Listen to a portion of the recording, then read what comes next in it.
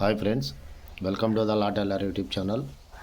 ఇప్పుడు నేను చెప్పబోయే టాపిక్ ఏంటంటే బిఎన్ఎస్లోని భారతీయ న్యాయ సన్నిహితిలోని చాప్టర్ 3లో సెక్షన్ 14 అనేది చెప్పడం జరుగుతుంది. ఈ సెక్షన్ 14 అనేది చట్టబద్ధుడైన ఒక వ్యక్తి చేసిన పని లేదా పొరపాటున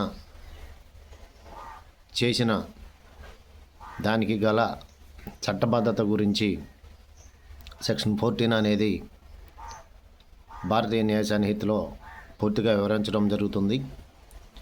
ఫ్రెండ్స్, చట్టబద్ధుడైన ఒక వ్యక్తి చేసిన పని లేదా పొరపాటున దానికి గల చేసిన పనికి గల చట్టబద్ధత గురించి ఈ సెక్షన్ అనేది పూర్తిగా చెప్పడం జరుగుతుంది.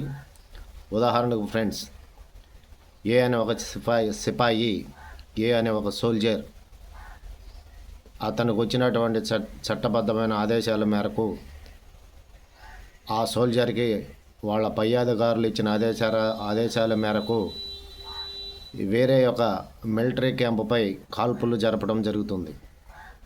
ఈ సందర్భంలో ఆ సిపాయి వాళ్ళ పై అధికారులు ఇచ్చినటువంటి ఆదేశాలను అమలుపరిచాడు కాబట్టి ఆ సిపాయి ఈ సెక్షన్ కింద ఎటువంటి నేరం చేసిన వాడు అవ్వడు.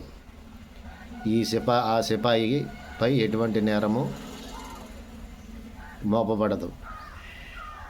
అర్థమైందా ఫ్రెండ్స్? ఎవరైనా కానీ ఒక గవర్నమెంట్ ఆఫీసరు వాళ్ళ పై అధికారులు చెప్పినటువంటి ఏదన్నా నేరం, ఏదన్నా ఆపరేషన్ చేయమని ఆదేశించినప్పుడు వాళ్ళ పై అధికారులు ఆ కింది స్థాయి వ్యక్తి చేసేటటువంటి పని అది నేరం కాదు.